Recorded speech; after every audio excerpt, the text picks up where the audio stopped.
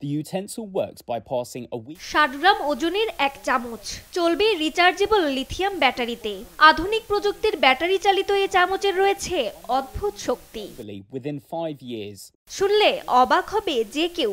এই চামচ ব্যবহারে খাবারে লবণ কম হলেও নোনতা স্বাদ বাড়িয়ে দেবে, খাবারে এনে দিবে পর্যাপ্ত লবণের স্বাদ। শুনতে অবিশ্বাস্য মনে হলেও এমনই এক অদ্ভুত চামচ তৈরি করেছেন জাপানের মেইজি বিশ্ববিদ্যালয়ের অধ্যাপক হোমেই মিয়াশিতা।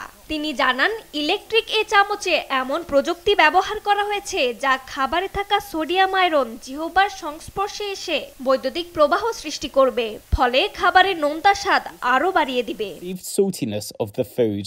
শরীর সুস্থ রাখতে চিকিৎসকরা সবসময় পাতে লবণ কম খাওয়ার পরামর্শ দিয়ে থাকেন। তবে স্বাদ ঠিক রাখার জন্য চাইলেই খাবারে লবণের ব্যবহার কমিয়ে আনা কখনো কখনো সম্ভব হয় না।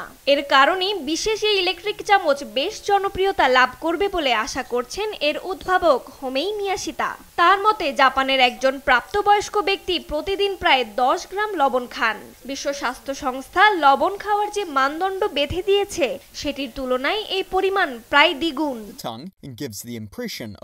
চলতি মাসে ইলেকট্রিক এ চামচ অনলাইনে বিক্রির পরিকল্পনা করছেন অধ্যাপক মিয়াশিতা। আর জুন থেকেই বাজারে পাওয়া যাবে এ চামচ।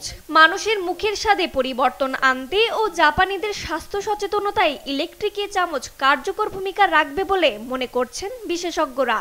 Kirin plans to sell Rajani Rahman, news desk, দেশ টিভি। $127 a piece in